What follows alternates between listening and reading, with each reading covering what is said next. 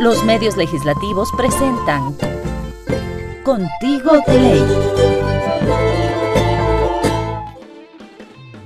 Manasati kankichi kayukuna ñami ñukunchi kaypi kanchi. Allipuncha mashikuna ñukunchi ñami kasna kay tutamanta Contigo de Ley rimanakuywan ñami kasna kay rimanakuy imakan chunga sukta iskun kutin rimanakuy paktashka. Kunan kay tutamantaka kay Quito llaqta la radio wasiukumantami ñukunchi kasna kay tutamanta ñachayamukunchi. Wagna puncha kunapimi mama llaqta tananakuy tapushak mashi Gabriela Rivadeneira paytapis napaywan chaskinchi. Alli tutamanta mashi Gabriela. Shinallatak tukuy kasna ayllukuna imanalla tikankichi. Kaypimi imashinalla kay mama llaqta tananakuy ukupi llank'aykuna paktashka. Shinallati kamachikuna ruranakuy imashina ñawpakman katikushkata rikchichin rimarakunchik taripaykuna imata chayachinchik. Chaymanta ñukunchik kay tutamanta alli shamushka kankichi nishpami kallarinchik shinallati kaypi chayachinchik napayta Mashi Ramón. Buenos días. Buenos días, don Cecitar. Buenos días, señora presidenta. Amigas, amigos oyentes, televidentes que nos escuchan y nos ven en todas partes del país a través de este programa. El número 69, Contigo de Ley, iniciativa de la presidenta de la Asamblea Nacional. Vamos ya llegando a 69 programas que se han desarrollado para informar sobre la tarea legislativa, semana a semana, la presidenta Gabriela Rivadeneira. Puede usted seguirnos a través de nuestras cuentas online, que son @la Radio Asamblea y @TVL Ecuador. También en internet a través de nuestra página web www.asambleanacional.gov.es. Bienvenida, buenos días, presidenta Gabriela. Gracias, Ramón César. Muy buenos días con todas y todos ustedes. Un saludo muy especial. Y como decía la canción que abrió este programa, yo nací en este país. Qué lindo es ser ecuatoriano, ecuatoriana. Así que con ese orgullo empezar un nuevo mes, el mes de agosto.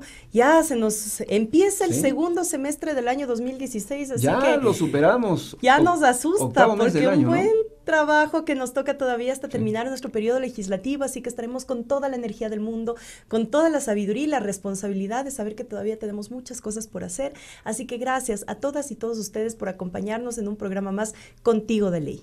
Vamos entonces con la pastilla que grafica este agradecimiento a los medios de comunicación que retransmiten este programa y que fundamentalmente llega hacia los parroquias, ciudades que en otras oportunidades no han tenido la posibilidad de informarse de la tarea legislativa de primera mano y que tienen esta gentileza, este compromiso de información, temas de interés público en las ciudades, en las diferentes ciudades del país. ¿Cuáles son estos medios de comunicación? Adelante con esa pastilla. En Azuay, Radio Atenas FM, Constelación, La Voz de Chaguarurco, Radio San Fernando, Telecuenca, Gualaceo TV, Radio Santiago, Radio El Mercurio 1200 AM, Sono Onda. En Bolívar, Radio Runa Cunapac Yachana Huasi. En Cañar, Radio Ondas del Volante. En la provincia del Carchi, radios Integración, Mira FM, Frontera La Voladora. En Chimborazo, Canal TVS Riobamba. Radios, Río 95.7, Riobamba Estéreo, Fantástica 92.1 FM, Católica. En la provincia de Cotopaxi, radios, Estéreo Popular Bonita, Ecos del Pueblo, Estéreo San Miguel, El Sol, Mana TV, Radio Matiaví. En la provincia de Esmeraldas, Manglar TV, Radio Negra Latina, Radio La Voz de Quinindé, Radio Estéreo Quinindé, Antena Libre, Radio Unión. En la provincia del Oro, radios, Ovación, Élite, Supersol. En Galápagos, Radio Mar. En la provincia de Imbabura, radios Imperio, rmm.com, página web. Sarance Visión TV, Radio Mágica, Radio Popular, Activa, Panorama, La Mega, Alborada, Oye FM, Revista Online Portada, Ampara Su Voz 90.7 Radio Comunitaria, Radio Salinas, La Premier 91.9 FM, Ilumán FM, Radio Los 40 Principales, Corporación Radial Cotacachi. En Manabí, Radio Cañaveral. En Orellana, Radio Alegría. En Pastaza, radios Interoceánica, Encanto, Online Noti Pastaza. En Santa Elena, radios Brisa Azul, Encuentros, La Chola, Brisa TV. En Santo Domingo de los Áchilas, Radio Sombapamín. Gracias entonces a los medios de comunicación que los hemos enunciado. Vamos al primer debate de las reformas a la Ley Orgánica de la Función Legislativa, que tiene mucho que ver con el desenvolvimiento de esta función del Estado. Tenemos un producto elaborado por el equipo de producción de los medios legislativos. La Ley Orgánica de la Función Legislativa está vigente desde el 2009. Luego de 7 años de aplicación se ve la necesidad de impulsar reformas para fortalecer el trabajo institucional en materia legislativa y de fiscalización, tanto en las comisiones cuanto en el Pleno de la Asamblea Nacional. 11 proyectos fueron presentados y aprobados para su tratamiento en la Comisión de Participación Ciudadana y Control Social, que preparó el informe para primer debate, a través del cual modifica 53 artículos. Se incorpora el procedimiento para realizar la consulta prelegislativa, reduce los plazos para la entrega de información en materia de fiscalización, precisa la aplicación del fuero e inmunidad parlamentaria, entre otros aspectos. Asimismo, se determinan sanciones a los asambleístas que registren un 40% de inasistencia injustificada durante un mes. Regula los procesos de instalación del Pleno, del Consejo de Administración Legislativa y de las comisiones especializadas. Además, se establece causales para la pérdida de la calidad de presidente o presidenta de las comisiones especializadas permanentes y se elimina el vacío legal en caso de que un o una asambleísta se encuentre privado de libertad cuando se sustancie un proceso penal en su contra. Janet Velázquez, Contigo de Ley. Gracias. Entonces vamos a ese tema, Presidenta Gabriela. Se produjo el inicio del primer debate, que ha sido nada más suspendido, sobre las reformas a la Ley Orgánica de la Función Legislativa. Su experiencia como presidenta, ¿qué le dice que hay que cambiar y pronto para que funcione mejor esta función del Estado? Bueno, yo quiero decir que con mucha alegría llegamos a ese primer debate de la Ley Orgánica de la Función Legislativa, que parecía no llegar. Recordemos que en abril del 2014 yo ya presenté el primer proyecto de reformas a la Ley Orgánica de la Función Legislativa, es decir, un año al haber estado ya de presidenta de esta función del Estado. Y he realizado un alcance justamente en abril pasado, y eso se ha complementado con muchas iniciativas legislativas, que ha sido muy positivo, porque los asambleístas se han movilizado justamente alrededor de la Ley Orgánica de la Función Legislativa para hacer aportes muy importantes. Decir que es una ley que ha funcionado, sin embargo tiene algunos vacíos, tiene algunas faltas, sobre todo en tema disciplinario, que es uno de los temas que a mí personalmente me ha interesado muchísimo. Yo digo, posiblemente esta ley ya cuando entre en total vigencia ya ni será para este periodo, pero sería irresponsable no dejarlo sabiendo que hay todavía un montón de vacíos y cosas por mejorar dentro de la ley. Entonces, las propuestas que yo he emitido, que sobrepasan o llegan un poco de 40 artículos de reformas a la Ley Orgánica de la Función Legislativa, voy a señalar algunas que me parecen más importantes. La primera es el tema de la responsabilidad, es decir, los asambleístas, y yo le decía en el Pleno la semana pasada que intervine, los asambleístas tenemos una responsabilidad sumamente importante porque somos representantes de poblaciones. Y cuando nosotros vamos a conseguir los votos para ir a las urnas, para que la gente vaya a las urnas a votar por nosotros, votan por propuestas. Y esas propuestas tienen que cristalizarse a través de nuestra participación. Nuestra participación se da en 3 ámbitos. Uno que es el tema de sesiones de comisiones, sesiones de pleno y territorio.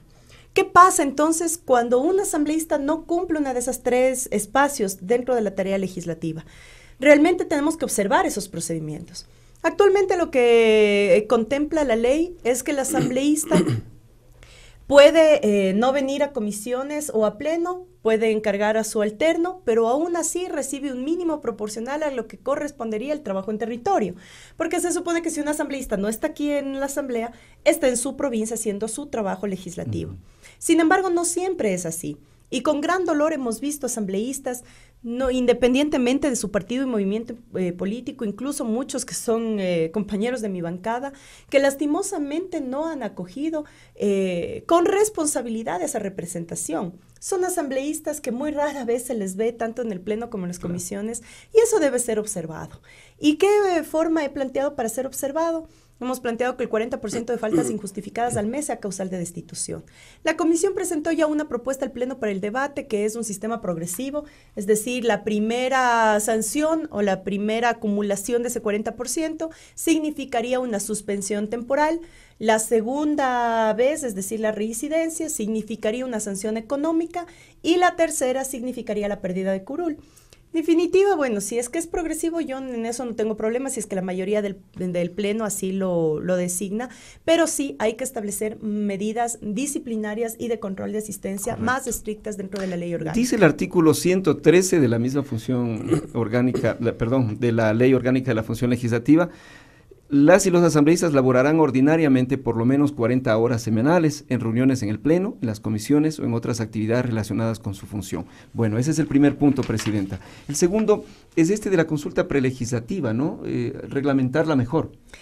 Me parece importante recalcar que dentro de nuestra visión de Asamblea de Puertas Abiertas no se ha quedado únicamente en un eslogan, sino que ha logrado trascender. ¿Cómo ha trascendido? Y ahora las propias comisiones sienten la necesidad de ir a sesionar en territorio.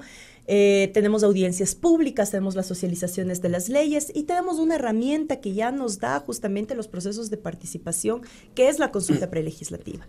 Si bien es cierto, los resultados de la consulta prelegislativa no son vinculantes, pues sirven muchísimo como insumos para la misma ley y para el debate que se tiene al interior de la Asamblea sobre los textos propuestos. Por lo tanto, ya la consulta prelegislativa se ha convertido en una herramienta muy poderosa para anclar la verdadera participación y colegislación ciudadana. Que en este momento no está en la ley, está en un reglamento nada más. Exactamente, y en base a ese reglamento se ha venido operando. Pero si es tan importante e incide tanto en el texto de la ley, lo que hemos propuesto es que la consulta prelegislativa ascienda de un reglamento a la Ley Orgánica de la Función Legislativa para que no sea optativo. Es decir, para que cualquier periodo que venga con cualquier correlación de fuerzas políticas tenga la misma conciencia de participación. No se vuelvan a cerrar nunca más las puertas de nuestro Parlamento hacia la gente. Y esa justamente marca esta iniciativa, que es elevar la consulta prelegislativa a la Ley Orgánica de la Función Legislativa. Pero sí es obligatoria la consulta prelegislativa cuando determina el Pleno. Claro, cuando son temas que afectan derechos colectivos, pero recordemos que en sí mismo los resultados de esa consulta no son vinculantes.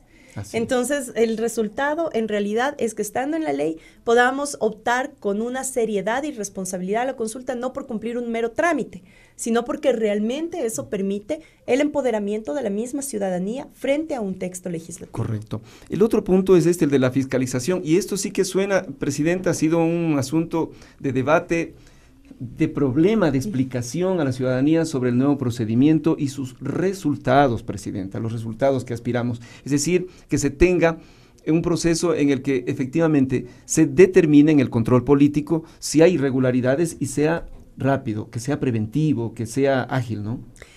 En efecto, yo creo que una de las cosas que hemos luchado mucho estos años es por un cambio de esa visión de fiscalización, y que tomará algunos años más hasta que realmente nos logremos empoderar casa adentro y mucho más casa afuera. ¿Y a qué nos basamos? A que el proceso de fiscalización era considerado desde el Parlamento, y peor aún desde el Congreso, únicamente como la herramienta del juicio político. Y cuando hablamos de juicio político, hablamos también de un tema del show y de chantaje, porque además recordemos que en el Congreso se repartían las partidas. Entonces, claro, si venía una organización o un ministro y le decía al diputado, o el diputado al revés, el diputado le decía al ministro de Finanzas: oye, necesito plata para la universidad, para la carretera, para lo que sea, le decía: no, es que no tengo, miren, entonces, bueno, te convoco a juicio político. Y era el chantaje permanente entre la repartición de el gran pastel llamado patria a través de estos shows mediáticos que resultaban ser al final los juicios políticos. ¿Qué es lo que hemos propuesto nosotros? Que la fiscalización tenga un carácter permanente, y tiene un carácter permanente bajo 3 consideraciones fundamentales. El carácter preventivo. ¿Qué quiere decir preventivo? Que si yo veo que no se está aplicando adecuadamente una política pública, o si tengo alguna denuncia de algún mal uso de un bien o recurso del Estado, de manera inmediata haga la solicitud escrita al funcionario responsable para que éste a su vez me envíe una contestación. Aquí ya hay una primera transformación. Ese plazo contenido en la Ley Orgánica de la Función Legislativa decía que el funcionario al que se le requería la información tenía 15 días para otorgar la misma, cuando la Ley de Transparencia a todo ciudadano le da la potestad de solicitar información pública. Y esto es importante recalcarlo, porque todos los ciudadanos, después de Montecristi, nos convertimos en fiscalizadores. Si un ciudadano puede solicitar una información, esa institución, bajo la Ley de Transparencia, tiene 10 días para otorgarle la información correspondiente. Entonces, aquí viene un primer cambio, que es acoplar los plazos de la Ley Orgánica de la Función Legislativa a la Ley de Transparencia. Es decir, se otorgarán 10 días para la respuesta de la solicitud de información. Y de ahí, ¿qué pasa si es que yo recibo la información y no me es satisfactoria? Y siguen dudas y siguen problemáticas en la aplicación de la política pública. Entonces, yo pongo como asambleísta mi solicitud al CAL, explicando cuál es la problemática, y el CAL a su vez califica a la comisión respectiva. Si es tema de tierras, calificará soberanía alimentaria; si es temas de educación, a la comisión de educación; temas de salud, a la comisión de salud, etc. ¿Esa es su propuesta, Presidenta? Eso se lo he estado ejecutando ya. Esto que queremos, cercarle en la ley orgánica de la función legislativa para que el sistema funcione. Por ejemplo, yo misma hace año y medio aproximadamente presenté al CAL, y el CAL calificó mi propuesta para la evaluación de la aplicación de la ley de víctimas, que además pasó como un año después y no teníamos resultados de la aplicación de la ley de víctimas. Entonces, el CAL calificó a la Comisión de Justicia, y la Comisión de Justicia llevó un procedimiento de convocatoria a todos los involucrados. Ministro de Cultura por el Museo de la Memoria, fiscal por todos los casos de reparación de daños y de derechos, registro civil por temas de cedulaciones de identificación de personas que en su momento fueron cambiadas de nombre, producto justamente del tema de la protección. Entonces, eso funcionó. ¿Por qué? Porque de manera inmediata, al acudir a la comisión, adquirieron los ministerios respectivos ya los compromisos que la propia ley les otorgaba. Entonces, con el tema correctivo, después de lo preventivo viene lo correctivo. Lo correctivo nos ayuda justamente a que ya las instancias correspondientes tomen cartas en el asunto. Pero, ¿qué pasa si aún así no es satisfactoria la información o las audiencias en la comisión respectiva? Entonces, ahí sí se devuelve al CAL, y el CAL pasa a la comisión de fiscalización. Que recordemos, la comisión de fiscalización es una comisión especial porque se activa únicamente cuando existen solicitudes de juicio político. Y es, por ejemplo, el caso que hoy estamos viviendo con el ministro de Educación, en donde la comisión recibe las denuncias, convoca a los denunciantes para que descarguen su denuncia, convoca al denunciado para que también descargue su derecho a la defensa, y después de eso la comisión de fiscalización emite un documento, un informe final, que tiene 2 vías. El uno es del archivo, es decir, que no se encontró nada y se cierra el caso, o que pasa al Pleno para que el Pleno realmente pueda votar y sancionar al funcionario en mención. Ese es el procedimiento establecido dentro de fiscalización. Presidenta, que no se vuelva un trámite muy complicado. Mira usted, no es una super población de documentos que tenga usted que despachar, porque son miles las peticiones que usted ha tenido que hacer. 3.500, algo más. Más de 4.300. Correcto, Ramón, pero en 3 años. Eso le problematiza el accionar suyo también como presidenta, o como presidente, quien toque. Sin duda alguna, yo creo que tuvo un beneficio. Es decir, a pesar de que todos los días tenemos que firmar las solicitudes, el beneficio fue que nos permitió instaurar un sistema de transparencia de la información. Porque al pasar por la presidencia, ojo, que no es que acepta o rechaza un pedido, simplemente lo canaliza. Pero al canalizarlo, lo que permite es tener por fin el registro único de solicitudes de información de parte de todas y todos los asambleístas, que incluso a inicios de este año lo hemos puesto ya en una herramienta tecnológica a través de nuestra página web, para que todo ciudadano pueda ingresar a la página web, vaya a fiscalización, y en fiscalización se despliega todas las solicitudes de información que han realizado todos los asambleístas, no solo oficialistas, sino de partidos y movimientos de oposición que son parte del Pleno. Con mayor razón han utilizado esta herramienta. Entonces, eso rompe algunos mitos, por ejemplo, que no fiscalizamos, otra que el movimiento no fiscaliza, otra que no se canalizan las solicitudes de información de la oposición. Esa página web transparenta toda la información y también nos obliga a los asambleístas solicitantes de información que al final también demos una respuesta de la información recibida. Y eso también es lo que debería acercar la ley orgánica de la función legislativa. Y que se vea abocado la unidad correspondiente a contestar al asambleísta. Correcto, y a canalizar los trámites y a dar seguimiento de manera oportuna. Presidenta, en torno a este mismo tema, a las reformas, en torno a lo que ha tocado vivir con respecto a la asambleísta Esperanza Galván, quien se encuentra privada de libertad, y a quien la Asamblea Nacional, por mandato de la misma ley, le ha tocado pagarle su sueldo o lo correspondiente a sus horas, en fin, a lo que haya interpuesto como justificativos para no estar presente. ¿Qué dice con respecto a esto la norma o la reforma que usted plantea? Este fue un caso extraordinario. Lo digo extraordinario porque nunca ha pasado en la legislatura y esperamos por el bien del país y por esta función del Estado que nunca más vuelva a ocurrir un caso como el que pasó lamentablemente con una parlamentaria. Ante eso, la ley tiene absolutos vacíos, es decir, no identifica cómo proceder en el caso de una medida cautelar de privación de libertad. Porque es claro el artículo 115 al decir cuáles son los hechos por los que un asambleísta pierde su curul y su calidad de asambleísta. Y ahí el único acontecimiento es la sentencia penal ejecutoriada. Al no contar con la sentencia penal ejecutoriada por durar más de un año, entonces, ¿cuál era el camino que nos otorgaba? Cuando ella no venía a la asamblea, no es porque no quería venir, como en otros casos, sino porque tenía una medida cautelar de privación de libertad. Pero eso no estaba contemplado en la ley. Entonces, ¿qué dice la ley? La ley únicamente establece descuentos por inasistencias a lo que tiene registro, que sesiones de comisiones y sesiones de pleno. Ese es un problema. Y ese es el problema un poco que va correlacionado al tema de responsabilidad de los asambleístas ante las inasistencias. Pero en definitiva, en el caso de Esperanza Galván, he propuesto también que la ley quede absolutamente clara qué hacer en estos casos y aumentar un literal más a ese artículo en el que establezca que ante la medida cautelar de privación de libertad, de manera inmediata, se procede a principalizar a su asambleísta alterno con todos los derechos que le otorga la Ley Orgánica de la Función Legislativa.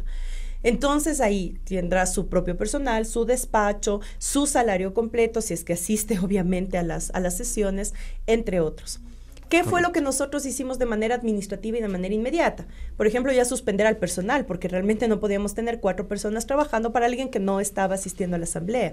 Entonces suspendimos la contratación de personal, por lo tanto el despacho está cerrado, suspendimos otro tipo de derechos que le otorgan a los asambleístas, por lo tanto quedaba únicamente el tema del porcentaje remunerativo, que era el que no se le cancelaba a su alterno cuando era principalizado para sesiones de comisiones. Y que de hecho el informe de la Contraloría llegó a determinar 32.362 o $63 de ingresos que tuvo durante este periodo el asambleísta y que interpuso también desde su privación de libertad, recursos como no estar bien de salud, estar privada, titularización temporal, etcétera. Pero se llegó a este tortuoso camino, Presidenta, que muy rápido se debió haber culminado.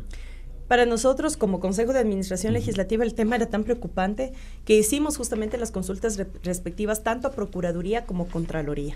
Realmente Contraloría empezó la auditoría y el examen especial. Eso no demoró una semana ni 2 semanas. Eso tomó varios meses que Contraloría justamente levantó toda la información necesaria para el informe final, que ya recordar que en el mes de junio, ya con el informe borrador que dio Contraloría, alertando sobre la posible suspensión del salario, ya en junio se pudo suspender gracias a esa recomendación.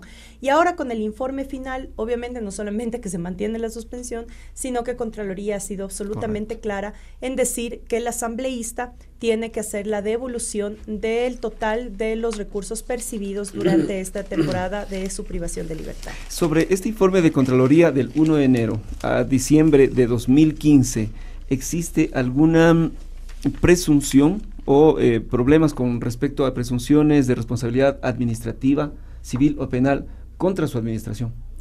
Ventajosamente, y gracias Ramón por esto, porque bueno, en este año que es además un año electoral, ya muchos asambleístas de oposición han tratado de hacer sus shows mediáticos, de ir a todas las pantallas de televisión denunciando o pidiendo al Contralor una serie de auditorías especiales, de viajes al interior, al exterior, de manejo de los recursos. Bueno, decirles, y yo lo mencioné en su determinado momento, decirles a todos los asambleístas, a los 136 asambleístas que son parte de esta asamblea, que todos los años nosotros mismos hemos solicitado auditorías especiales de cierre de años fiscales, en donde se han auditado de manera completa todo lo que es los movimientos administrativos y financieros de la Asamblea Nacional. Por lo tanto, todos los años nosotros hemos podido cerrar y también acoger las recomendaciones. Para nada, porque si las hay, Presidenta, sí, por supuesto, pero por ejemplo, no hay indicios de responsabilidad ni civil, ni penal, ni administrativa. Lo que hace Contraloría son recomendaciones para mejorar procedimientos, lo que nos parece totalmente oportuno. Esta es una institución que nosotros, y en lo personal, cuando fui designada presidenta de la Asamblea, recibimos una casa con algunos temas para poner en orden. Y yo creo que lo que hemos avanzado muchísimo es justamente en ordenar casa adentro. Por primera vez tenemos un orgánico estructural que corresponde a un orgánico funcional y por primera vez un manual de procedimientos que establece claramente cuál es la función de cada una de las personas que formamos parte de esta institución, tanto en el área legislativa como administrativa. Hemos cimentado justamente procesos propios para demostrar la transparencia de nuestros manejos, mejoramiento permanente de la página web, eso está al alcance de todos los ciudadanos y ciudadanas. Ponernos normas más estrictas de cumplimiento hacia no solamente el tema de los contratos cuando hacemos absoluto cumplimiento de la ley, sino principalmente cuando es autorizaciones tanto para viajes al interior como viajes al exterior. Nosotros, a propósito de viajes al exterior, hacíamos una reflexión y que es primera vez que también la función legislativa tiene realmente un mecanismo de autogestión. Muchos de nuestros asambleístas, incluyendo mi participación, hemos sido designados en cargos directivos en instancias interparlamentarias. Y esto permite que esas instancias interparlamentarias, por ejemplo, cubran nuestros costos cuando tenemos que trasladarnos en ese ejercicio de nuestras funciones, lo cual ha significado un ahorro importante para la institución. Eso llega a ser del 100% de los gastos del exterior, el 40% de autogestión. Es decir, el 40% de todo lo gastado, de todo lo gastado hacia el exterior, lo han cubierto otras instituciones que no es la Asamblea Nacional. Y eso vale la pena mencionarlo, porque más allá de mermar nuestra participación, la hemos fortalecido, hemos tenido mucha más participación internacional, mayor cooptación de espacios de dirección en esas instancias, con menor costo en relación a otros periodos legislativos. Señora Presidenta, dentro de este tema de los viajes al exterior, ha habido también, diríamos, inquietudes de la parte de la oposición. Los informes de cada uno de los trabajos realizados por los asambleístas en el exterior están en informes y ese documento está disponible para que se pueda visualizar ese trabajo realizado.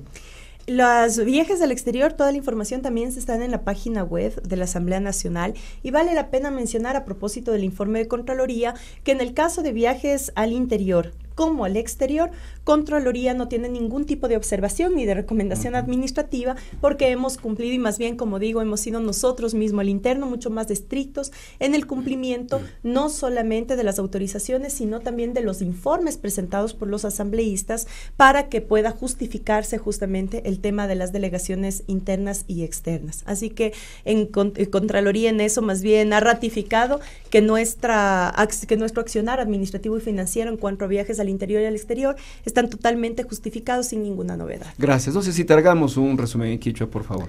Yupachani mashi Ramón Shinami Ñukunchi Kaitotamanta Uyakunchi Mamayakta Tandanaku Itapusha Gabriela Rivadeneira Apukpaikikin Kasna Kaipi Rixichi con Imashinaya Kaimamayakta Tandanaku Iwasi Ukupi Yankaikuna Paktakushka Kamachikuna Imashina Kaipi Rikurishka Chaitami kaipi huillachikun. Hatun yuyaykunamanta hapishpaka kaipin tantachishkanchik.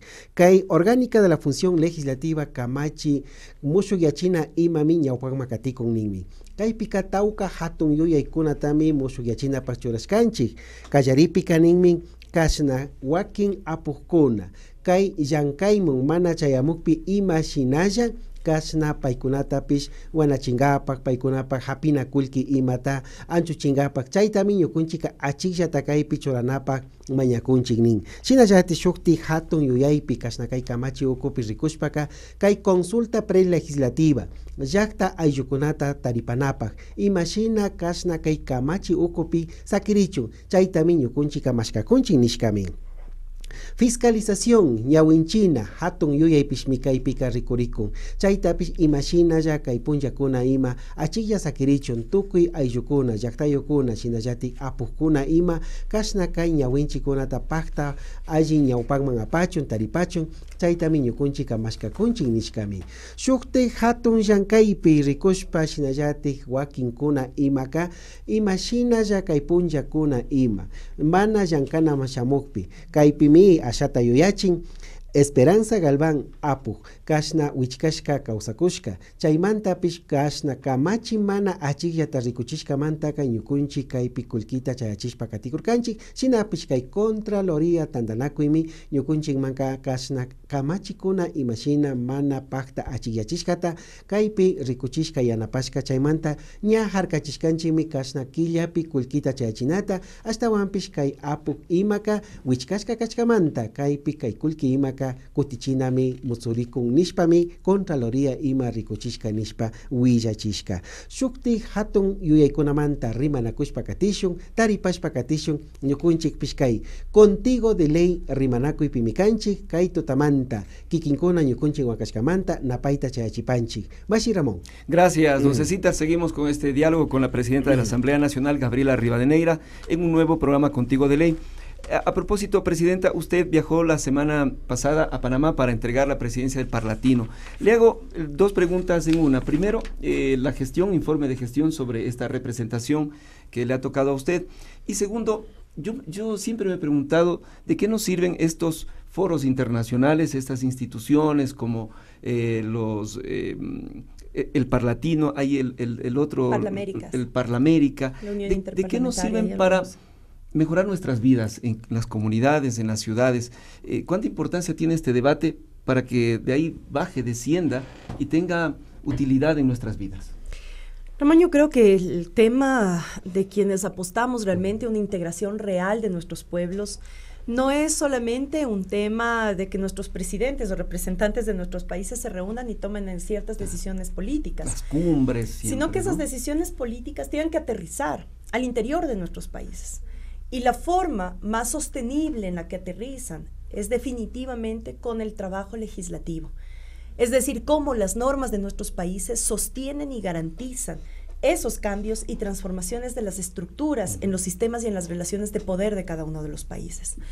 Las instancias interparlamentarias, en este caso, para nosotros significan la posibilidad de poder intercambiar, de poder compartir y de poder o conseguir también apoyos para nuestras políticas. Por ejemplo, hoy que estamos con el tema del pacto ético, para nosotros el pacto ético, que además es convocado después de los paraísos fiscales, no es un tema únicamente del Ecuador. Es un tema de países que se ven fuertemente perjudicados en sus sistemas económicos producto de la salida de capitales. Esos son temas que nos confluyen a nosotros y que nos hacen también ver que no solamente el Ecuador está cambiando su legislación para amparar de mejor manera nuestros sistemas económicos, sino que ya hay experiencias también regionales que nos pueden servir para que nosotros vayamos también acoplando una normativa o una legislación regional. Cuando hablamos del tema del relacionamiento por bloques dentro de una nueva geopolítica, lo que hablamos es que la geopolítica ha cambiado en la última década sin duda alguna. Y la región de América Latina y el Caribe han cobrado una dinámica y un espacio primordial en esa nueva geopolítica. La relación y el intercambio por bloques se vuelve entonces sustancial. Para nosotros, y esa es una tesis que le hemos trabajado durante toda esta última década, es mejor que ir a negociar con la Unión Europea solo como Ecuador, hacerlo como bloques. Si bien es cierto, eso ha tenido sus demoras, tiene sus picos, es decir, sus momentos muy fuertes, momentos más débiles, es la aspiración a la que tenemos que seguir trabajando.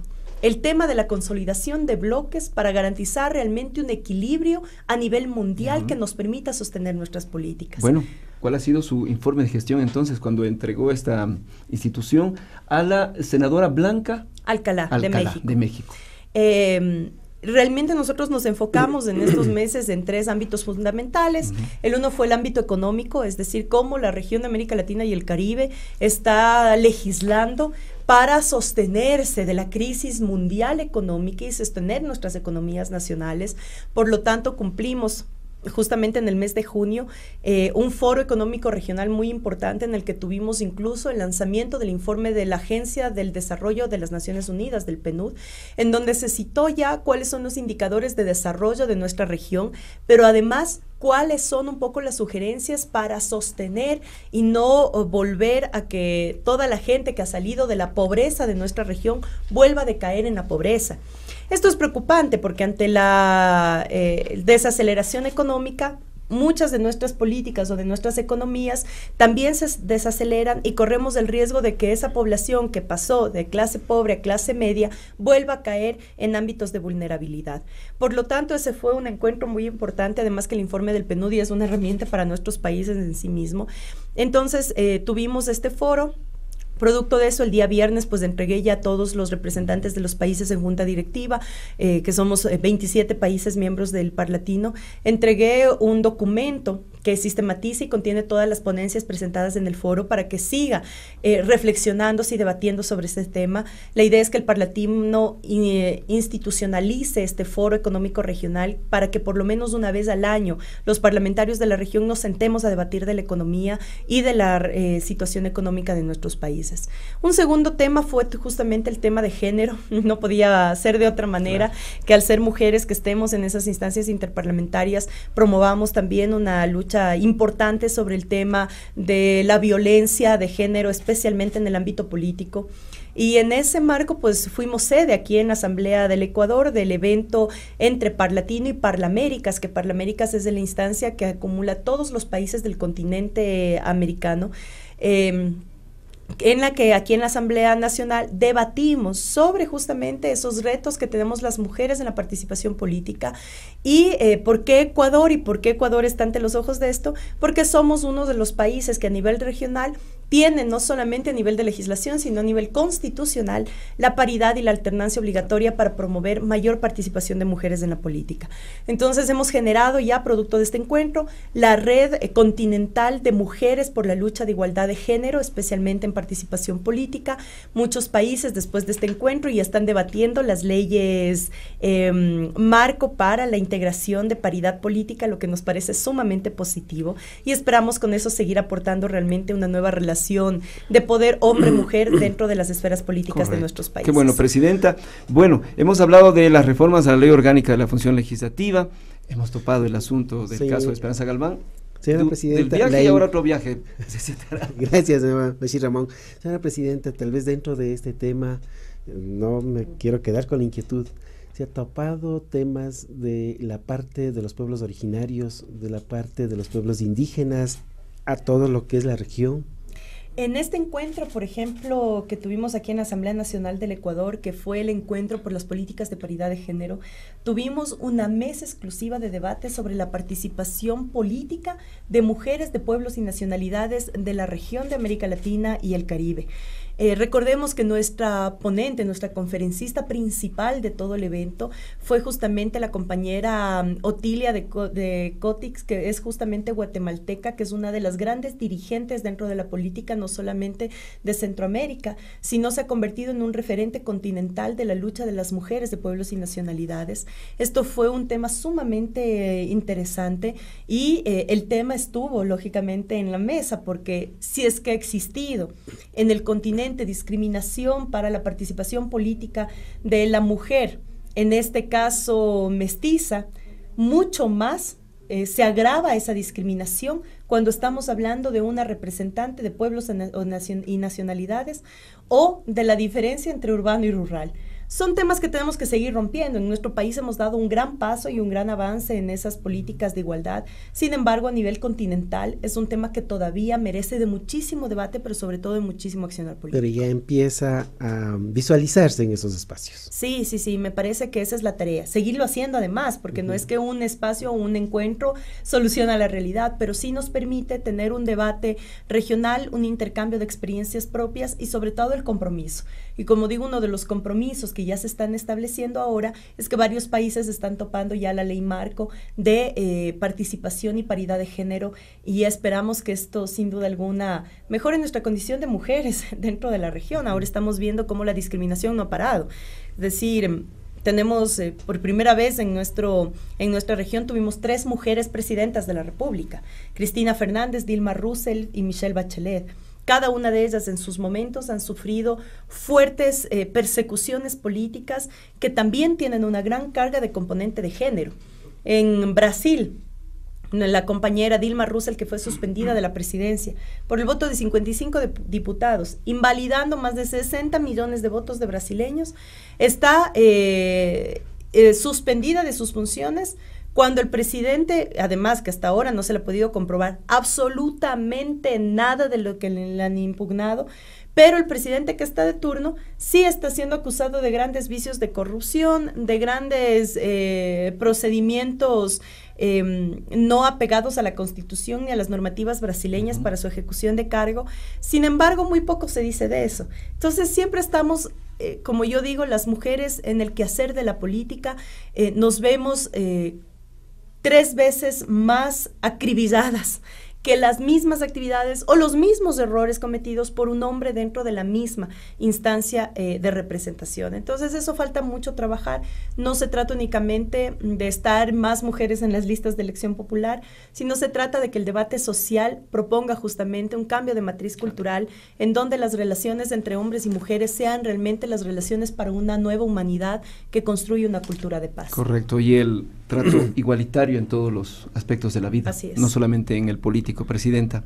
Vamos a otro asunto importante, hablando de la entrega de la presidencia del Parlatino. Usted ya dejó de ser entonces presidenta. Soy presidenta del Parlatino. alterna. Presidenta alterna. Así es. Muy bien. Vamos al otro viaje. Se va a Cuba esta semana. Háblenos un poco de eso. ¿Quién la invita? ¿Por qué se van?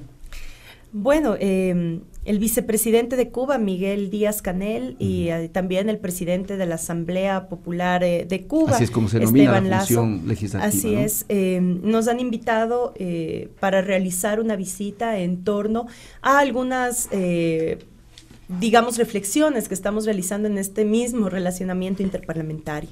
Hemos enviado ya y estamos conversando con el Parlamento, igual sobre la suscripción de un convenio que nos permita fortalecer especialmente la generación de nuestras escuelas legislativas.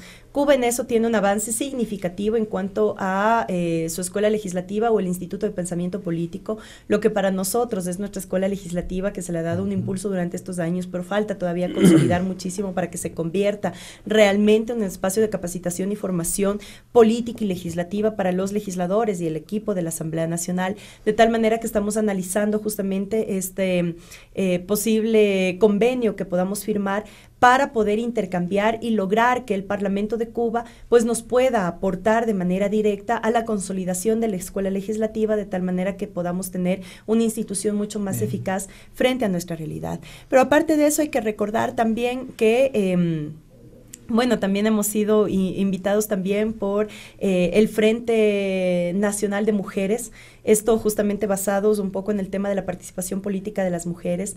Cuba es uno de los países que también a nivel parlamentario tienen la mayor participación de mujeres a nivel regional, es decir, el Ecuador está en tercer puesto después de Cuba y Bolivia en participación de mujeres en el Parlamento, y esto nos ha llevado a buscar también esta correlación en el tema del intercambio de legislación que potencie los temas de género. Creemos que en eso, especialmente en lo que Cuba ha desarrollado, que son los ámbitos del sistema integral de salud, en donde hay muchísimos componentes de salud sexual y reproductiva, podríamos pues prácticamente también tener un intercambio muy positivo y muy alimentador realmente para nuestra realidad ecuatoriana. Entonces son algunos de los temas que los vamos a topar. Otro de los temas que está enmarcado dentro de la agenda es justamente a propósito del tratamiento de la ley de cultura. Vamos a tener una reunión con los directivos de la Casa de las Américas allá, que es un símil prácticamente a la Casa de la Cultura Ecuatoriana, Benjamín Carreón, de tal manera que podamos conocer el sistema en el que funciona la Casa de las Américas articulada al ente rector de la política cultural, que allá también es el Ministerio de Cultura, para ver ese modelo, ese esquema, cómo ha funcionado, cuáles son los resultados y ver si es que eso también puede servir como una reflexión para nuestra propia ley de cultura, cuando nosotros hemos dicho respeto total a la autonomía de la Casa de la Cultura, pero cuando la Casa de la Cultura debe tener una transversalidad también con el sistema integral de cultura. Entonces ese es uno de los temas que lo vamos a topar también en la agenda de visita, viaje, ¿no? Así que esperamos realmente que sea muy productiva. ¿Cuándo sale? El jueves. ¿Y retorna? 1 de la mañana. Retornamos en el siguiente vuelo, que prácticamente es el sábado noche. Vuelo comercial en este caso, normal, por supuesto. ¿no? Ya, presidenta, Eso siempre, por si acaso, Ramón. No, es que de repente se produce un vuelo que en representación del Estado puedan tener la ocupación. Sí, bueno, cuando vamos de en avión representación estatal, ¿no? del Estado, en realidad sí, pero estas como son actividades propias de la función legislativa y de los intercambios, pues preferimos usar los vuelos comerciales, que son hasta más económicos. Decía un apreciado amigo de Cuba que vive en la mitad del mundo, decía él sobre el asunto salud, nosotros tenemos un sistema, decía él, porque es médico, un sistema del que ustedes todavía tienen mucho que aprender, que tiene que ver mucho con la salud infantil y el abordaje de salud para absolutamente todos y todas, inclusive sin que haya niños en la calle. El médico va a la casa, dice, ustedes tienen aún muchas falencias en torno a eso. Cuba tiene un desarrollo impresionante. A ver, es que hablemos que la realidad política de Cuba le obligó a Cuba a buscar mecanismos especiales, sobre todo en temas de salud y de educación. Es decir, el bloqueo, que además es un bloqueo irracional que mantiene todavía a Estados Unidos frente a Cuba, que es un bloqueo que ha durado más de 55 años y que no ha tenido lógica, razón ni justificativo para hacerlo. Es un bloqueo que al interno de Cuba ha ayudado muchísimo a que Cuba busque estas estrategias. Entonces, claro, el bloqueo permitió que el sistema de salud se desarrolle de una manera impresionante, con ojos de absoluto orgullo por Cuba, por todo ese cariño y por toda esa muestra de dignidad que ha dado el mundo. Hemos visto, por ejemplo, cómo en las últimas semanas ya se está promocionando vacunas contra diferentes tipos de cáncer que son justamente parte de la investigación científica cubana alrededor de los temas de salud. Entonces, ¿qué sistema manejan en Cuba? En Cuba manejan el sistema preventivo de salud y asignan a cada médico una manzana. Y este médico tiene la obligación de manera mensual hacer una visita casa a casa llevando el control de salud de esa manzana. Cuidando un poco, nosotros ya hemos empezado eso con nuestro sistema integral de salud a propósito de la Revolución Ciudadana, que por ejemplo se hacen visitas permanentes a las casas para saber si es que la madre embarazada está yendo a los controles prenatales, si es que está en niños menores de edad otorgándose las vitaminas necesarias para precautelar o ir bajando justamente los indicadores de desnutrición en los que todavía el Ecuador le hace falta un gran tramo todavía por caminar. Entonces, todo ese sistema preventivo es el que ha logrado, sin duda alguna, que el sistema de salud integral de Cuba sea uno de los referentes a nivel mundial en el ámbito de salud. Muchos de los estudiantes, no solamente ecuatorianos, sino de todo el mundo, que desean estudiar medicina, lógicamente optan por aplicar a becas que vayan hacia Cuba por la calidad de educación en cuanto a salud. Todos esos son temas que sin duda alguna son todavía muchos de los temas de los que tenemos que seguir conociendo, aprendiendo, acoplando a nuestras realidades, muchas de las prácticas, pero en definitiva siempre en pro del desarrollo de nuestra población y el mejoramiento de la calidad de vida. Y un gran porcentaje de ecuatorianos, estudiantes en su tiempo y ahora ya profesionales han regresado ya acá al país a prestar su contingente en las comunidades. Mira, eso es interesante. El día sábado, bueno, tuvimos una reunión y en esa reunión fueron mis ex compañeras de colegio. Y de mis ex compañeras de colegio, 4 compañeras fueron graduadas en Cuba. Las 3 con especialidad allá en Cuba mismo, una de ellas pasó 10 años estudiando en Cuba, ahora es una de las especialistas top, digamos, dentro del país. Entonces es muy importante lo que realmente hemos consolidado.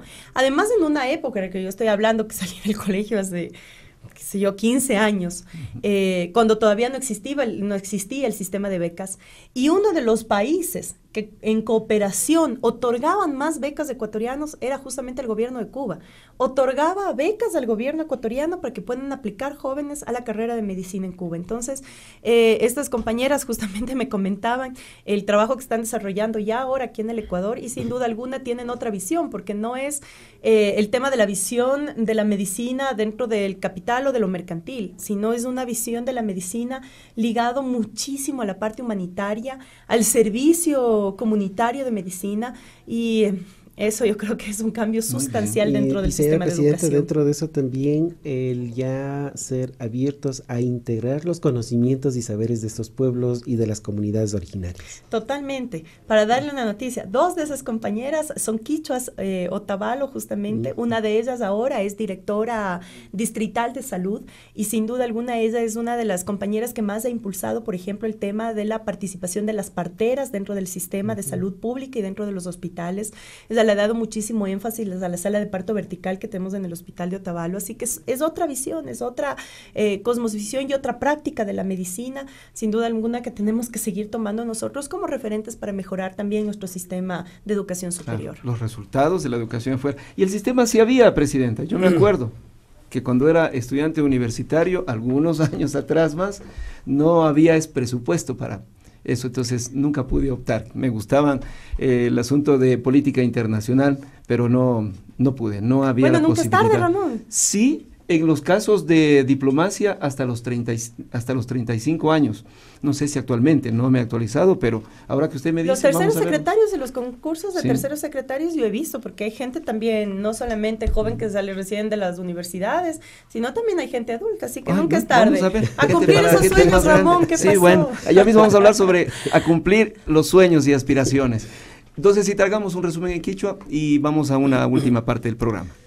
Sinabikan machikuna ñukunchi kaypikanchi. Kaymikan contigo de ley rimanaku y mama yakta tananaku y tapusa Gabriela arriba de neira apunmi kasna rimachikun rixichikun yuyaykuna llankhaykuna kasna kay hatun wasi ukupi paktashkamanta. Ñukunchik pishkaypi yuyaykunata tandachishpa kaninchikmi kay punchakuna ima kay parlatino tandanakuy hatun suyu llaktakuna kasna ukupi imashinalla pushaykuna paktashka chaypimi ñuka pushakurkaninin shinapash ñuka kay punchakuna ima kaña kay pushayta sakishkani kasna kay pushaykuna ukupi llankaykuna ukupika imashinalla suyo llaktakuna kasna makipurashpa kamachikuna ruranapak yuyaykunatami llukshichishkanchiknin shuk hatun yuyaykuna imamanta kaypi yuyarishpa kanin warmikuna kasna imashinalla kay pushaykunaman yaykunamanta karikunawan pakta llankanamanta shinallatik warmikuna ima ama waklichishka kanamanta kasna kay yuyaykuna imami kaypika llukshirirka chimba purarirka nishkami shinallatik shuktik hatun yuyaypi rimarishpa kaninmi ñukunchik kasna kay shamuk punchakuna imaka rigrini nin kay Cuba llaktaman kaypika imashinalla kasna llankaykuna kay llakta riksichi chaytami ninchik cultura chaykunata riksinaman rimanakunaman yuyaykunata sakinaman shinallatik kaypi imashinalla kay hambinakuna paktashka llaktakunapi ñawpakman katikushka chaytami ñukunchik rimanakunaman chayman rikuni nishpami kaypi riksichishka ñukunchikpish kaypi kay contigo de ley rimanakuyon ñawpakman katishun Mashi Ramón. Gracias, don Cecitar. Un nuevo contigo de ley, presidenta. En la cuenta Twitter suya ha publicado la presentación del libro 9 años de desarrollo constitucional. Con la base de su experiencia como presidenta de la Asamblea, ¿cuáles son los puntos que hay que destacar sobre la nueva constitución y también este acoplamiento con la función legislativa? Hemos realizado una última publicación como Asamblea Nacional que justamente recoge la visión política de lo que ha pasado después de Montecristi en nuestra legislación. Y en ese ámbito son los 9 años de desarrollo constitucional en nuestro país, que recoge este libro diferentes artículos de diferentes académicos, analistas, que analizan cada uno de los ámbitos fuertes, es decir, qué ha pasado con el tema laboral, qué ha pasado con el tema productivo, qué ha pasado con el tema económico, hacia dónde estamos caminando. Y este es un libro que realmente nos da herramientas para esa reflexión, para ese debate que debemos tener en el país, más allá de un listado de leyes, lo que han significado esas leyes para el cambio de la estructura misma del sistema. Ahí estamos señalando nosotros un concepto fundamental que viene desde la Constitución de Montecristi, que es justamente la regulación y la recuperación del Estado. Y con esa recuperación del Estado, el tener por primera vez en el país un plan de desarrollo que permite que tanto la planificación como el sistema financiero vayan acordes a las necesidades reales del desarrollo del país, ha sido un avance sustancial. Y cómo a eso se han adscrito justamente la legislación, cuando muchas de las leyes que han sido aprobadas durante estos 9 años han sido leyes programáticas. Es decir, ¿cuánto ha aportado el Código de Planificación y Finanzas Públicas? ¿Cuánto ha aportado al país el Código Penal, Orgánico Integral Penal, bajo ese nuevo concepto de justicia integral, anclado al COGEF cuando recuperó la oralidad como parte principal de precautelar los derechos en un país donde la tradición oral es una de nuestras más grandes riquezas? Entonces, esto es un poco de lo que contiene el libro, que mañana vamos a hacer el lanzamiento, 6 de la tarde, en el Salón Mejía Lequerica, todas y todos invitados. Estamos promoviendo realmente que sea un evento de alto nivel. Esto ha sido con apoyo justamente del Instituto de Pensamiento Político. Ha estado a la cabeza de la edición de este libro Pavel Muñoz. y lo vamos a hacer la presentación mañana y estará a disposición de toda la ciudadanía. Incluso pues estamos pensando subir el texto total a la página web de la Asamblea para que los ciudadanos también puedan ingresar, revisarlo, leerlo, que sirva justamente para lo que fue motivado, que es para una reflexión profunda de en qué momento estamos dentro de la legislación y cuáles son todos los otros temas que falta por trabajar todavía en la legislación ecuatoriana. Mañana entonces, perdón, don Cecita, perdón. Gracias, don Ramón. Señora Presidenta, le quiero contar una anécdota de estos días por una de las comunidades andinas. Generalmente en las comunidades la directiva siempre ha sido los hombres y de mayor edad. Así es. En esta ocasión se recordaron y decía a una muchacha, a una compañera, que se haga cargo de una dignidad. Decía, no, yo soy muy joven, ¿cómo voy a hacerme cargo? Y le hicieron énfasis, ¿cómo no vas a hacer cargo si mira, Gabriela hizo cargo de la función legislativa? Tal vez en base a esa experiencia, sus experiencias como joven, su experiencia como mujer, recoge este texto para compartir con la sociedad. Qué chévere, César. Muchísimas gracias por esa invidencia en lo que ha pasado en la comunidad. Realmente yo creo que somos muchos los jóvenes que hemos decidido incursionar en la política y hacerlo de una manera diferente, recuperando lo que para nosotros es la nueva generación de la política anclada a la ética. Y yo creo que nada más valioso que hombres y mujeres jóvenes asuman el rol. Como yo les he dicho muchas veces, nuestro rol de irreverencia, de rebeldía, propias de la juventud, a veces no nos hace caer en cuenta que tenemos que entrar al ruedo y nos quedamos únicamente de espectadores. Y ese ha sido el gran problema de nuestra historia. Y yo creo que ahora los jóvenes hemos decidido entrar al ruedo, con todo lo que eso significa y con todo lo que eso conlleva. Este libro es más ligado al tema institucional, no contiene mucho de esta parte que quisiera contarla, sin duda alguna. Tendríamos ya todo un anecdotario para poder escribirlo. Sí. Pero yo creo que una de las cosas que más nos motiva también es que cuando recorremos provincias, cuando estamos en las instituciones educativas secundarias, universitarias, hay muchos jóvenes que se sienten identificados y que dicen, no, yo también quiero. O sea, si ahí está, es porque se puede. Y hoy yo quiero, y por lo tanto se están preparando muchísimo, están ya participando, son dirigentes de sus ligas barriales, de sus clubes deportivos, están iniciando con dirigencias muy importantes. Muchos de nuestros jóvenes son concejales, tenemos nosotros en nuestro país, por ejemplo, la alcaldesa más joven, que me parece que tiene 26 años, la alcaldesa de Milagros, es decir, ya hay un avance significativo en el tema de la política en cuanto a la incursión de jóvenes, así que hay que darle más motor a este país muy con bien. Nueva energía. Se inicia un receso legislativo. El anuncio a la ciudadanía sobre cómo va a funcionar la Asamblea durante este tiempo, los 15 días, ¿no? Bueno, decir que nosotros somos funcionarios públicos. Como funcionarios públicos tenemos 30 días de vacaciones y esto en la función legislativa lo hemos dividido en 2 periodos. 15 días en febrero y 15 días en agosto, que son los periodos de vacaciones costa-sierra. Esto es obligatorio para todos los asambleístas, es decir, si yo quiero vacaciones en mayo, pues al lado tendré que pedir licencia sin remuneración porque mis vacaciones son en febrero y en agosto. Eso un poquito para que la ciudadanía esté clara de por qué es la ausencia de los asambleístas durante 15 días y salimos del día 13 del día 15 al día 31 inclusive de agosto, es decir, toda la segunda quincena del mes de agosto y retornaremos en septiembre con muchísima fuerza, pero aún así la próxima semana tenemos fuerte trabajo todavía aquí en la Asamblea. Así que vamos a estar conectados. El día martes informaremos un poco también, el próximo martes, que será nuestro último programa previo al receso, informaremos también un poco cuáles van a ser las actividades, pero también decir a la ciudadanía que el área administrativa sigue funcionando y laborando con total normalidad.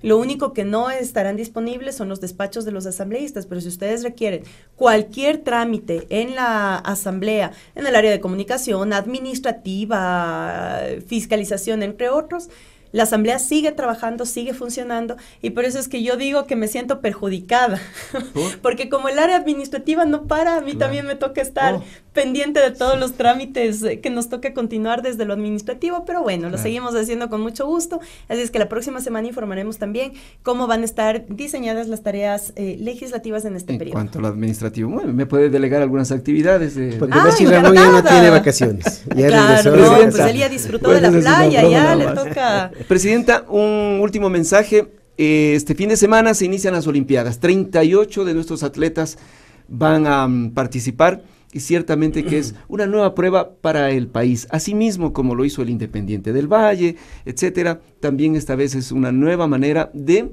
mostrar al país lo que somos potencialmente, ¿no? No, un abrazo fuerte. Veíamos en las redes sociales cómo el ministro de Deportes pues despedía justamente a nuestros competidores, les daba toda la energía del mundo. Y yo creo que Ecuador es un país que ha roto muchísimas fronteras.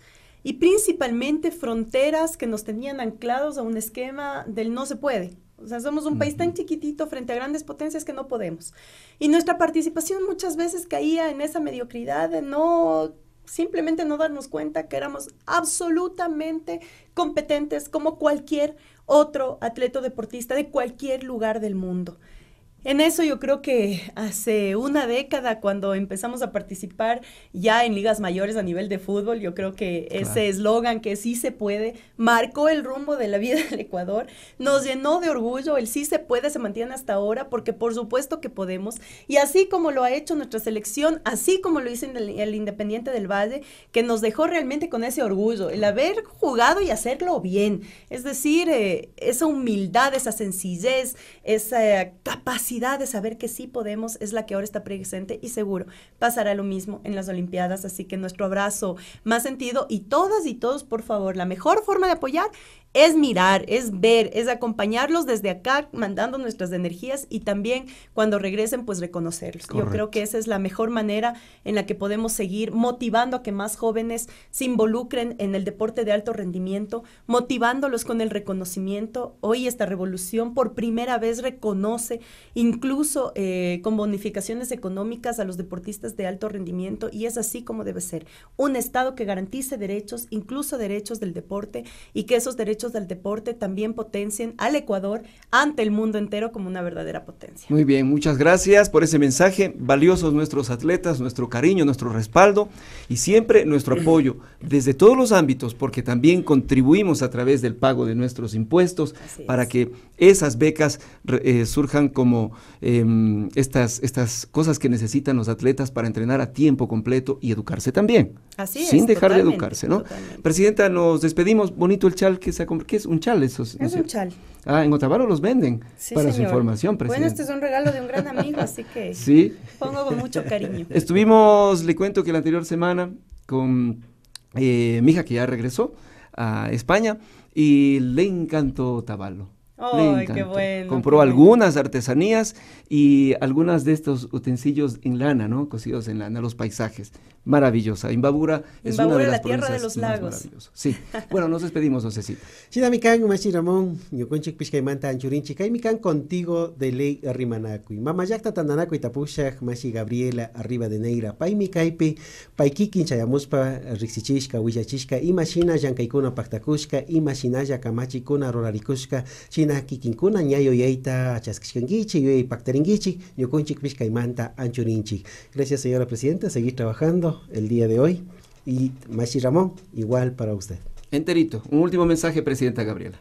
Muchísimas gracias, Ramón, César, muchas gracias a todos nuestros queridos compañeros, tanto de la radio como de la televisión legislativa, por este programa más Contigo de Ley. Gracias a todos los medios locales que se conectan para difundir esta información cada vez a más territorios de nuestra patria ecuatoriana. Así que muchísimas gracias a todas y todos ustedes, y con el cariño de siempre, la fortaleza y el trabajo permanente, nos despedimos hasta el próximo martes, que nos veremos en otro programa Contigo de Ley.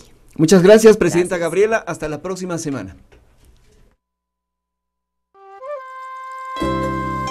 Los medios legislativos presentaron Contigo de Ley.